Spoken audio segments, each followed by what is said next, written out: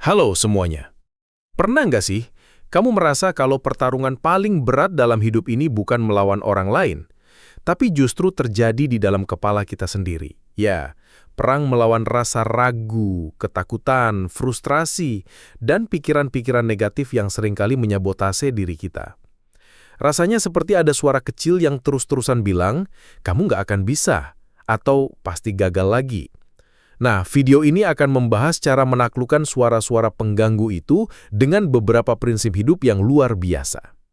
Kalau kamu merasa konten seperti ini bermanfaat dan ingin mendukung channel ini supaya terus berkembang, kami bakal senang banget kalau kamu mau menekan tombol subscribe. Yuk, kita simak baik-baik sampai akhir, kalau setiap poinnya bisa mengubah cara pandangmu terhadap hidup. 1. Setiap masalah adalah kesempatan untuk naik kelas. Coba deh, ingat-ingat lagi. Setiap kali kita menghadapi kesulitan, reaksi pertama kita biasanya apa? Mengeluh kan? Kita seringkali melihat masalah sebagai nasib sial atau tembok besar yang menghalangi jalan kita.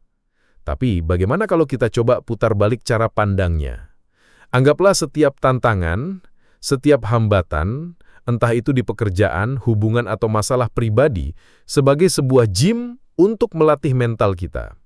Misalnya saat kamu terjebak dalam situasi yang bikin frustrasi, itu sebenarnya adalah kesempatan emas untuk melatih kesabaran. Saat kamu dihadapkan pada sesuatu yang menakutkan, itu adalah panggung untuk menunjukkan keberanianmu. Bahkan saat kamu menghadapi konflik dengan orang lain, itu adalah momen untuk melatih kebijaksanaan dan empati. Mengadopsi cara pandang ini memang tidak semudah membalikan telapak tangan. Kamu harus melatihnya berulang kali sampai akhirnya menjadi kebiasaan. Langkah pertamanya sederhana. Saat masalah datang, jangan langsung panik atau bereaksi spontan.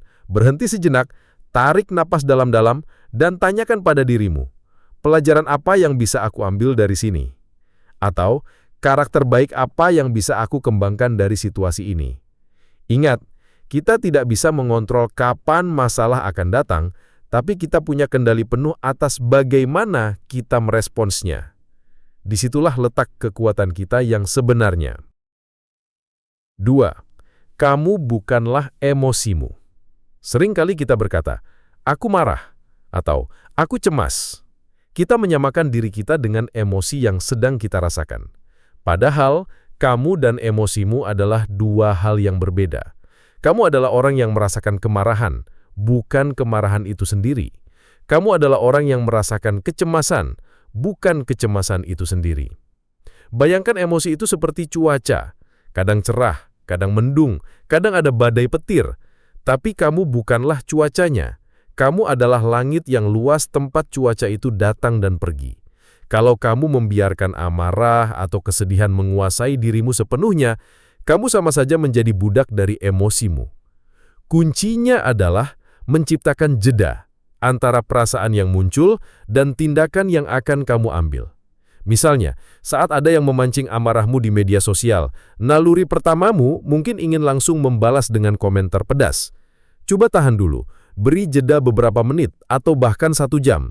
Tanyakan pada dirimu, apakah membalasnya akan membuat situasi lebih baik? Apakah ini sepadan dengan energi mentalku? Seringkali, setelah jeda itu, kamu akan menyadari bahwa tidak melakukan apa-apa adalah pilihan yang paling bijaksana.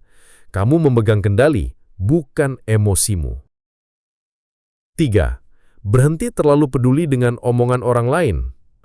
Ini adalah salah satu yang paling sulit, apalagi di zaman sekarang. Kita seringkali cemas tentang apa yang orang lain pikirkan atau katakan tentang kita. Kita takut dihakimi, dikritik, atau tidak disukai.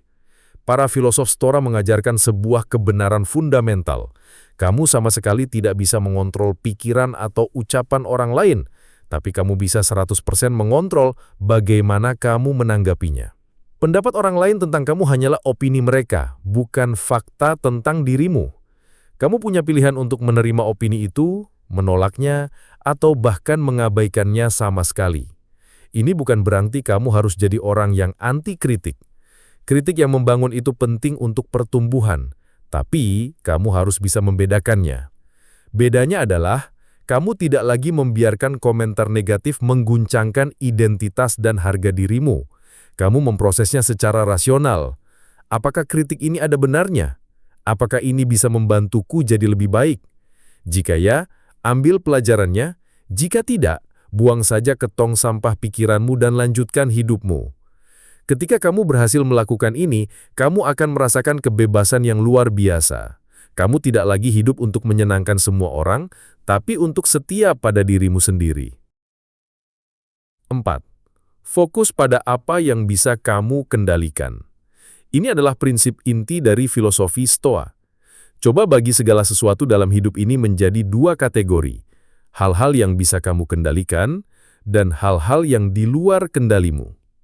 Apa saja yang bisa kamu kendalikan?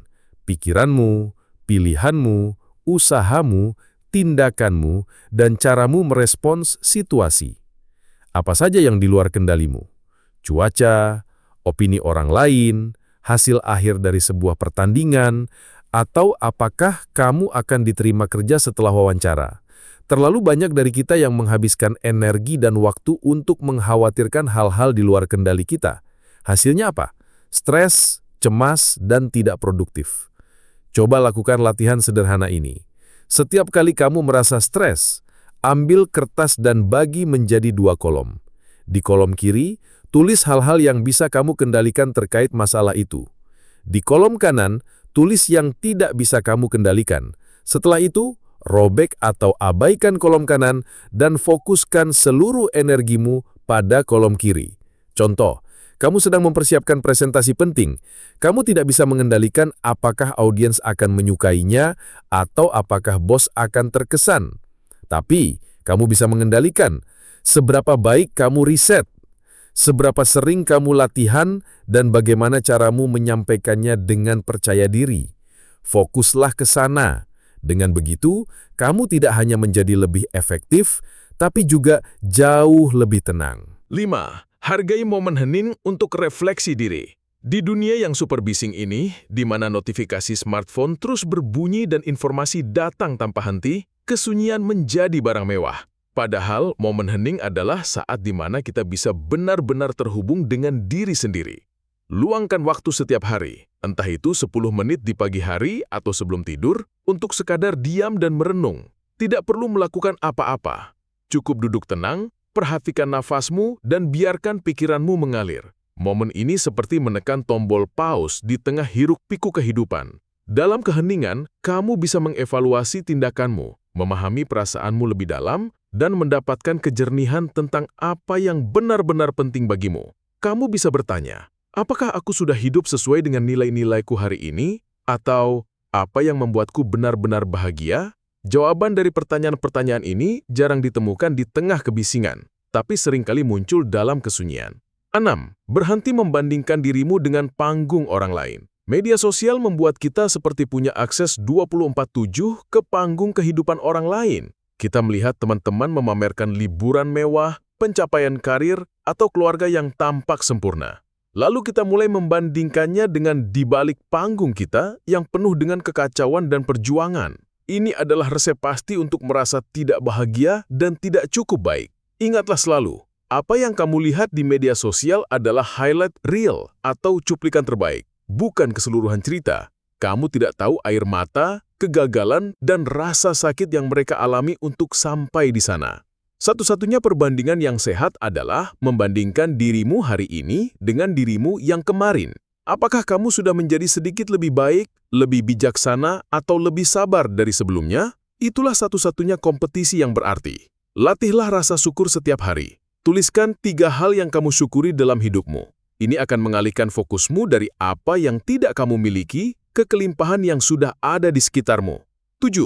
Hiduplah sesuai dengan nilai-nilaimu atau integritas. Pada akhirnya, kedamaian sejati datang dari hidup yang selaras dengan prinsip dan nilai-nilai yang kamu yakini. Ini disebut integritas. Di dunia yang penuh tekanan untuk menyesuaikan diri, sangat mudah untuk kehilangan arah dan mengorbankan nilai-nilaimu hanya untuk menyenangkan orang lain atau menghindari konflik. Stoikisme mengajarkan kita untuk bertindak berdasarkan kompas internal kita, bukan berdasarkan tepuk tangan atau cibiran orang lain. Saat dihadapkan pada pilihan yang sulit, tanyakan pada dirimu, tindakan mana yang sejalan dengan versi terbaik dari diriku? Hidup dengan integritas mungkin tidak selalu membuatmu populer, Tapi itu akan membuatmu bisa tidur nyenyak di malam hari. Kamu membangun rasa hormat pada dirimu sendiri. Dan orang-orang yang tulus akan menghargai keteguhanmu. Jadi, mulailah dari sekarang. Pertarungan di dalam pikiranmu bisa kamu menangkan bukan dengan menghilangkannya, tapi dengan belajar menavigasinya dengan bijaksana. Hadapi tantangan sebagai latihan, sadari bahwa kamu lebih besar dari emosimu, fokus pada apa yang bisa kamu kendalikan, dan hiduplah jujur pada dirimu sendiri. Itulah kunci menuju kehidupan yang lebih kuat, lebih tenang, dan lebih bermakna.